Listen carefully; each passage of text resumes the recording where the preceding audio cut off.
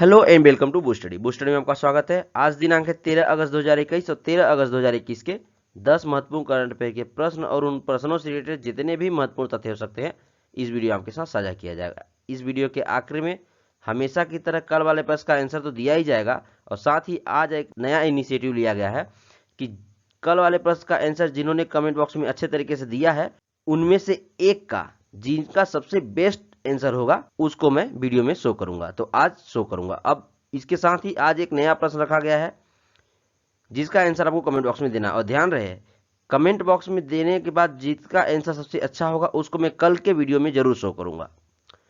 इस वीडियो का पीडीएफ इस टेलीग्राम चैनल पर जाकर आप आसानी से ले सकते हैं। टेलीग्राम चैनल पर जाने के लिए वीडियो की डिस्क्रिप्शन बॉक्स को चेक कीजिए और कमेंट बॉक्स को चेक कीजिए, वहां पर डायरेक्ट आपको लिंक पिन किया हुआ मिल जाएगा। ध्यान रहे टेलीग्राम चैनल पर जाकर ना सिर्फ आज का पीडीएफ बल्कि इसके पहले जितनी भी क्लास हुई है उन सब का पीडीएफ एक साथ आपको आसानी से मिल जाएगा। मेरा नाम है सुजीत शाह। चलिए स्टार्ट करते हैं। प्रश्न पहला है, कैसीफाई ने किसे अपना पहला ब्रांड एम्बेसडर बनाया? रणबीर कपूर, राजकुमार राव, अमिताभ बच्चन या फिर सलमान खान? तो इसका आंसर है ऑप्शन बी, राजकुमार राव। राजकुमार राव को कैसीफाई ने अपना पहला ब्रांड एम्बेसडर बनाया है। ये है राजकुमार राव जी, देख लीजिए। प्रश्न दूसरा है, आईएएफ यानी कि इंडियन एयरफोर्स ने कहां पर दुनिया के सबसे ऊंचे मोबाइल एटीसी टावर में से एक का निर्माण किया है? जम्मू कश्मीर, अरुणाचल प्रदेश, हिमाचल प्रदेश या फिर लद्दाख? तो यहां पे अब सबसे पहले आप ये समझिए एटीसी होता क्या है, यानी कि air traffic control. Air traffic control में से एक का निर्माण कहां पे किया गया है? तो इसका आंसर है ऑप्शन डी, लद्दाख। लद्दाख में इंडियन एयरफोर्स ने दुनिया के सबसे ऊंचे एयर ट्रैफिक कंट्रोल टावरों में से एक का निर्माण किया है। अब बात है लद्दाख की, तो लद्दाख के बारे में जान लेते हैं। लद्दाख को 31 अक्टूबर 2019 को जम्मू कश्मीर से अलग करते हुए नया यूनियन टेरिटरी बनाया गया है। और जैसे कि मैंने आपको पहले भी बताया है, लद्दाख के संयुक्त रूप से कैपिटल है लेह तथा कारगिल, यानी कि लेह और कारगिल संयुक्त रूप से लद्दाख का कैपिटल है। भारत के अंदर जितने भी यूनियन टेरिटरी होते हैं उनमें गवर्नर ना होकर लेफ्टिनेंट गवर्नर होते हैं। तो लद्दाख के लेफ्टिनेंट गवर्नर है राधा कृष्ण माथुर, इतना आपको याद रखना है। अब इंडियन एयरफोर्स के बारे में जान लेते हैं। इंडियन एयरफोर्स का स्थापना हुआ था 8 अक्टूबर 1932 को और इसका हेडक्वार्टर है नई दिल्ली में। और कमांडर इन चीफ है, यानी कि देखिए कमांडर इन चीफ होते हैं तीनों सेनाओं के हेड, यानी कि थल सेना, जल सेना और वायुसेना। इन तीनों का हेड होते हैं कमांडर इन चीफ, जो कि भारत के राष्ट्रपति होते हैं। और इंडियन एयरफोर्स के हेड यानी कि चीफ ऑफ एयर स्टाफ कौन है? राकेश कुमार सिंह, जिनको आप आरकेएस भदौरिया के नाम से भी जानते होंगे। दरअसल इनका पूरा नाम है राकेश कुमार सिंह भदौरिया। और आपको पता होना चाहिए 26वें नंबर के चीफ ऑफ एयर स्टाफ हैं, याद रखना है। तो आपको यहाँ पे दो बातें क्लियर होनी चाहिए कि कमांडर इन चीफ जो कि तीनों सेनाओं के हेड होते हैं, यानी सशस्त्र सेनाओं के जो हेड होते हैं वो राष्ट्रपति होते हैं। और अगर इंडियन एयरफोर्स का हेड यानी कि चीफ ऑफ एयर स्टाफ अगर पूछ लिया जाए तो वो है आरकेएस भदौरिया। और आरकेएस भदौरिया है 26वें नंबर के चीफ ऑफ एयर स्टाफ, इतना आपको याद रखना है। और ये भी याद रखना है कि लद्दाख का स्थापना कब हुआ था, यानी लद्दाख को यूनियन टेरिटरी कब बनाया गया था और किससे अलग करके बनाया गया था। इतना सब चीजें याद रखें। प्रश्न तीसरा है, किस राज्य की सरकार ने काकोरी ट्रेन साजिश का नाम बदलकर काकोरी ट्रेन एक्शन रख दिया है? मध्य प्रदेश, उत्तर प्रदेश, बिहार या फिर हरियाणा? तो इसका आंसर है ऑप्शन बी, उत्तर प्रदेश। उत्तर प्रदेश के मुख्यमंत्री योगी आदित्यनाथ ने काकोरी ट्रेन साजिश का नाम बदल के काकोरी ट्रेन एक्शन रख दिया। दरअसल काकोरी ट्रेन साजिश, साजिश जो वर्ड है ये कॉन्स्पिरेसी यानी कि गलत धारणा को दर्शाता है, जबकि ये जो पूरा घटनाक्रम हुआ था ये देश को आजाद कराने के लिए देश के क्रांतिकारियों द्वारा उचित कदम उठाया गया था। चूंकि उस समय भारत के ऊपर ब्रिटेन का शासन कानून और सारी चीजें चलाई जाती थी, इसीलिए इस काकोरी ट्रेन एक्शन को उस वक्त साजिश के रूप में दिखाया गया था, यानी कि ये गलत चीज करके दिखाया गया था। चूंकि अब ये हम लोग को समझना चाहिए ये देश को आजादी दिलाने में महत्वपूर्ण भूमिका निभाया था। तो उस चीज को ध्यान में रखते हुए और क्रांतिकारियों का बलिदान को ध्यान में रखते हुए काकोरी ट्रेन एक्शन नाम रख दिया गया है और ये अच्छा और सराहनीय कदम है। अब जैसे देख सकते हैं ये ट्रेन एक्शन और काकोरी के नाम से प्रसिद्ध है। अब बात है उत्तर प्रदेश की, तो उत्तर प्रदेश के मुख्यमंत्री हैं योगी आदित्यनाथ, उत्तर प्रदेश के गवर्नर हैं आनंदीबेन पटेल और उत्तर प्रदेश का कैपिटल है लखनऊ में, याद रखना है आपको। प्रश्न चौथा है, आरबीएल बैंक ने क्लाउड प्रदाता के रूप में किसका चयन किया? टीसीएस, इन्फोसिस, AWS या फिर NIC। तो इसका आंसर है ऑप्शन सी AWS यानी कि अमेजॉन वेब सर्विस। अब बात है RBL बैंक की यानी कि रत्नाकर बैंक। रत्नाकर बैंक ही इसका फुल फॉर्म है RBL बैंक का, तो याद रखना है। इसका फाउंडेशन हुआ था 1943 में, 1943 को RBL बैंक का स्थापना हुआ था और इसका हेडक्वार्टर है, जैसा कि आपको बताया हूं पहले भी, कि मैक्सिमम बैंकों का हेडक्वार्टर महाराष्ट्र के मुंबई शहर में है और इसके MD और CEO हैं विश्ववीर आहूजा। इतना आपको याद रखना है। अब बात है अमेजॉन वेब सर्विस की। तो अमेजॉन वेब सर्विस अमेजॉन का सब्सिडरी कंपनी है, तो चलिए पढ़ लिया जाए अमेजॉन के बारे में। अमेजॉन का स्थापना हुआ था 5 जुलाई 1944 को। याद रखें, 5 जुलाई 1944 को अमेजॉन का स्थापना हुआ था और इसके फाउंडर हैं जेफ बेजोस, के CEO हैं एंडी जेसी और इसका हेडक्वार्टर है यूनाइटेड स्टेट ऑफ अमेरिका के वाशिंगटन DC शहर में। याद रखें। प्रश्न 5वां है, शहरी क्षेत्र में वन संसाधन अधिकारों को मान्यता देने वाला पहला राज्य कौन बना? छत्तीसगढ़, मध्य प्रदेश, गुजरात या फिर कर्नाटक। तो इसका आंसर है ऑप्शन फर्स्ट छत्तीसगढ़। छत्तीसगढ़ की सरकार शहरी क्षेत्र में वन संसाधन अधिकारों को मान्यता दिया और इसी के साथ छत्तीसगढ़ पहला राज्य बन गया है भारत का जिसने वन संसाधन अधिकारों को शहरी क्षेत्र में मान्यता दिया। अब बात है छत्तीसगढ़ की, तो छत्तीसगढ़ के बारे में थोड़ी सी बातें जान लेते हैं।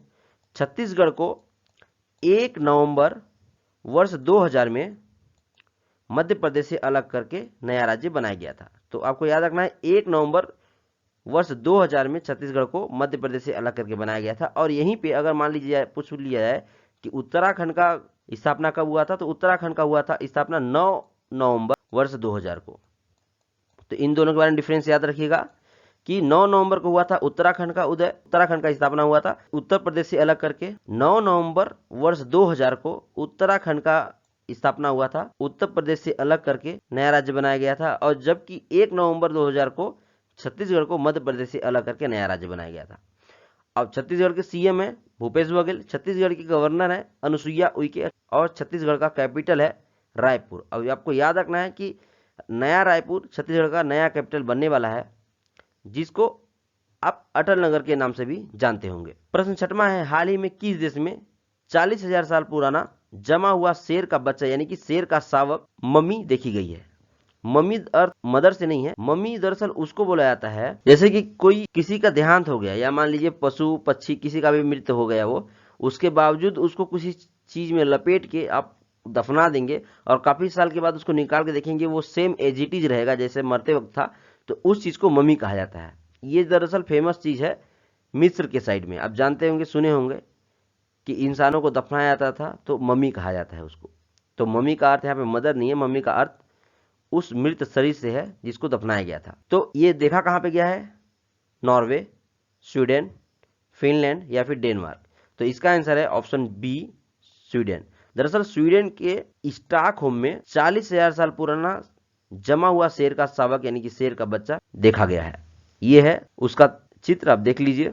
अब बात है स्वीडन का, तो स्वीडन का कैपिटल है स्टॉकहोम, स्वीडन की करेंसी है स्वीडिश क्रोना और स्वीडन के प्रधानमंत्री हैं स्टीफन लफवेन। इतना आपको याद रखना है। अब चलिए थोड़ी सी चीजें और देख लेते हैं, जैसे कि शेर का साइंटिफिक नाम पैंथेरा लियो है। आपको याद रखना है कि पैंथेरा लियो शेर का साइंटिफिक नाम है, परीक्षाओं में पूछ लिया जाता है। और आपको यह भी जानना चाहिए कि नॉर्वे, स्वीडन, डेनमार्क इन तीनों को मिलाकर स्कैंडिनेवियन कंट्री के रूप में जाना जाता है। और अगर यहीं पर साथ में फिनलैंड और आइसलैंड को जोड़ लिया जाए तो ये कहा जाता है नॉर्डिक कंट्री। तो आपको बेसिक डिफरेंस पता होना चाहिए स्कैंडिनेवियन कंट्री में और नॉर्डिक कंट्री में, क्योंकि परीक्षाओं में पूछा जाता है कि नॉर्डिक कंट्री में कौन कौन से देश आते हैं और कभी कोई पूछ लिया जाता है कि स्कैंडिनेवियन कंट्री में कौन कौन से देश आते हैं। तो इतना आपको बेसिक पता होना चाहिए। एक बार और रिपीट कर देता हूं कि नॉर्वे ये जैसे देख रहे हैं, स्वीडन ये जैसे देख रहे हैं और डेनमार्क यहाँ पे जैसे देख रहे हैं छोटा सा, इन तीनों को मिला के स्कैंडिनेवियन कंट्री के रूप में जाना जाता है। और अगर इन तीनों में फिनलैंड को ऐड कर दिया जाए और आइसलैंड को ऐड कर दिया जाए तो इसको जाना जाता है नॉर्डिक कंट्री। आपको इतना अच्छे से याद रखना है। प्रश्न 7वां है, विश्व हाथी दिवस कब मनाया जाता है? 10 अगस्त, 11 अगस्त, 12 अगस्त या फिर 13 अगस्त। तो इसका आंसर है ऑप्शन बी 12 अगस्त। 12 अगस्त को विश्व हाथी दिवस के रूप में मनाया जाता है। सबसे पहले जान लेते हैं कि हाथी का साइंटिफिक नेम क्या है। तो हाथी का वैज्ञानिक नेम होता है लैक्सोडोंटा। आपको याद रखना है लैक्सो, LOXODONTA। लैक्सोडोंटा होता है हाथी का वैज्ञानिक नाम। और जैसे कि मैं अभी थोड़ी देर पहले ही आपसे बताया था, शेर का वैज्ञानिक नाम होता है पैंथेरा लियो। इन दोनों को आप याद रखिए।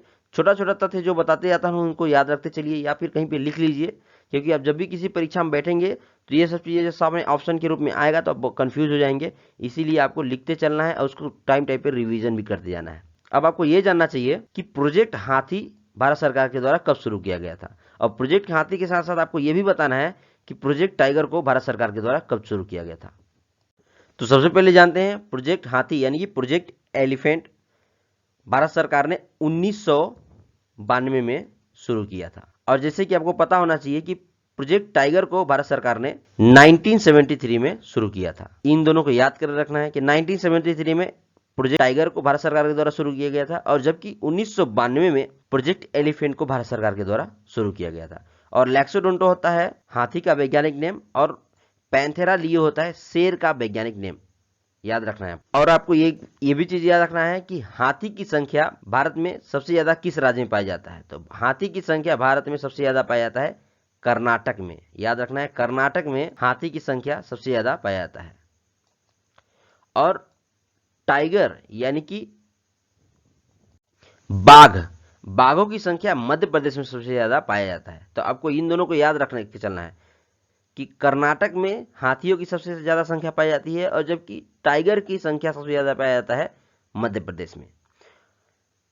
प्रश्न 8वां है, कौन सा राज्य वर्ष 2022 में राजा राजेंद्र चोल की जयंती मनाएगा? कर्नाटक, तमिलनाडु, केरल या फिर नागालैंड? तो इसका आंसर है ऑप्शन बी, तमिलनाडु। तमिलनाडु राज्य की सरकार ने 2022 में राजा राजेंद्र चोल की जयंती मनाने का निर्णय लिया है। अब बात है तमिलनाडु का। तमिलनाडु का कैपिटल क्या है बताइए? तमिलनाडु का कैपिटल है चेन्नई, और तमिलनाडु के सीएम है MK स्टैलिन, और तमिलनाडु के गवर्नर है बनवारी लाल पुरोहित। आपको इतना याद रखना है तमिलनाडु के बारे में। प्रश्न 9वां है, किस शहर को भारत की पहली वाटर प्लस सिटी घोषित किया गया है? इंदौर, पुणे, सूरत या फिर बेंगलोर? तो इसका आंसर है ऑप्शन फर्स्ट, इंदौर। इंदौर को भारत की पहली वाटर प्लस सिटी घोषित किया गया है, इसलिए आपको याद रखना है ये पहला वाटर प्लस सिटी है, इसीलिए महत्वपूर्ण हो जाता है। इंदौर है मध्य प्रदेश का शहर, और मध्य प्रदेश का कैपिटल है भोपाल। ये आपको याद रखना है, भोपाल मध्य प्रदेश का कैपिटल है, और जबकि इंदौर को मध्य प्रदेश का वित्तीय राजधानी कहा जाता है। अगर आप मध्य प्रदेश के PSC परीक्षा में बैठेंगे, यानी कि मध्य प्रदेश लोक सेवा आयोग का परीक्षा देने बैठेंगे, तो आपको इससे कभी कभी ये पूछ लिया जाता है कि मध्य प्रदेश की वित्तीय राजधानी कहाँ है, तो आपको बताना पड़ेगा इंदौर। और इंदौर को एक और उपनाम से जाना जाता है, और वो है मिनी बॉम्बे। आप लोगों ने कहीं सुना होगा, इंदौर को मिनी बॉम्बे भी कहा जाता है। और मध्य प्रदेश का कैपिटल है भोपाल। मध्य प्रदेश के सीएम है शिवराज सिंह चौहान, जिन्हें आप मामा जी के नाम से भी जानते होंगे, और मध्य प्रदेश के गवर्नर है मंगू भाई छगन भाई पटेल। आपको इतना याद रखना है मध्य प्रदेश के बारे में। प्रश्न 10वां है, हाल ही में कहां बंगस आवास मेले का उद्घाटन किया गया? जम्मू कश्मीर, लद्दाख, हिमाचल प्रदेश या फिर उत्तराखंड? तो इसका आंसर है ऑप्शन फर्स्ट, जम्मू कश्मीर। जम्मू कश्मीर में बंगस आवास मेले का उद्घाटन किया गया। जम्मू कश्मीर का 2 कैपिटल है, तो श्रीनगर को जम्मू कश्मीर का समर कैपिटल के रूप में जाना जाता है, यानी कि जम्मू कश्मीर का ग्रीष्म ऋतु में राजधानी होता है श्रीनगर, और जबकि शीत ऋतु में यानी कि विंटर में होता है जम्मू। तो आपको याद रखना है जम्मू है winter capital of Jammu Kashmir, और जबकि summer capital of Jammu Kashmir है श्रीनगर। आपको इतना याद रखना है। और जम्मू कश्मीर के लेफ्टिनेंट गवर्नर, जी हाँ लेफ्टिनेंट गवर्नर, क्योंकि जम्मू कश्मीर भी यूनियन टेरिटरी है, तो जम्मू कश्मीर का लेफ्टिनेंट गवर्नर है मनोज सिन्हा। आपको इतना याद रखना है जम्मू कश्मीर के बारे में। नाउ ये रहा कल वाले प्रश्न का आंसर। तो जैसा कि मैं कल ही प्रॉमिस किया था और वीडियो की शुरुआत में ही बोला था, कल यानी कि 12 अगस्त 2021 के क्वेश्चन ऑफ द डे का आंसर जिन्होंने बेहतरीन ढंग से कमेंट बॉक्स में दिया था उसका नाम मैं अनाउंस करूंगा, और बल्कि अनाउंस ही क्या, उनके आंसर को ही मैं डिस्प्ले कर रहा हूं। तो चलिए प्रश्न पढ़ दिया जाए, उसके बाद डिस्कस करते हैं। प्रश्न था किसने अपनी पहली महिला अधिकारियों को युद्ध में शामिल किया, तो इसका आंसर था आईटीबीपी। दरअसल बहुत से लोगों ने आईटीबीपी लिख के छोड़ दिया, लेकिन बलिंदर पुनिया जी का आंसर देखिए, जिन्होंने बेहतरीन ढंग से इस प्रश्न का जवाब दिया है। इन्होंने लिखा है कि आईटीबीपी ने पहली महिला अधिकारियों को युद्ध में शामिल किया है और आईटीबीपी का गठन हुआ था 24 अक्टूबर 1962 को, यह भी इन्होंने मेंशन किया है। और साथ के साथ इन्होंने आईटीबीपी का हेडक्वार्टर भी बताया है नई दिल्ली, और साथ ही इन्होंने आईटीबीपी के डायरेक्टर जनरल यानी कि एसएस देसवाल को भी बताया है। तो बलिंदर पुनिया जी को बुश स्टडी के पूरे टीम की तरफ से प्यार और आशीर्वाद है कि इनका जो भी आने वाला परीक्षाएं में बैठे ये ऐसे ही बेहतरीन ढंग से किसी भी प्रश्न को कैसे भी तरीके से आए उसका जवाब ये दे सके। और ये रहा most awaited part of the video यानी कि क्वेश्चन ऑफ द डे, और इसका आंसर भी कमेंट बॉक्स में देना है। और ध्यान रहे जिसका आंसर सबसे बेस्ट होगा और बेहतरीन ढंग से लिखा होगा उसके जवाब को कल वाले सेशन में जब इस प्रश्न का आंसर दूंगा तब डिस्प्ले करूंगा। प्रश्न है बैंकिंग धोखाधड़ी जागरूकता अभियान के लिए आरबीआई ने किसे नियुक्त किया है। ऑप्शन है आपके मीराबाई चानू, पीवी सिंधु, नीरज चोपड़ा या फिर रवि दाहिया। तो इसका आंसर आपको कमेंट बॉक्स में देना है। ध्यान रहे। Thanks for team with me. Session अच्छा लगा होगा तो लाइक कीजिएगा, शेयर कीजिएगा फैमिली फ्रेंड और सोशल मीडिया अकाउंट में, और सब्सक्राइब कीजिएगा हमारी यूट्यूब चैनल। और इस वीडियो से रिलेटेड अगर आपको कोई भी सुझाव देना होगा तो कमेंट बॉक्स में बिल्कुल दें, हम बेहतरीन प्रयास करके आपके सुझाव को लागू करने की कोशिश करेंगे। Thanks for watching. जय हिंद।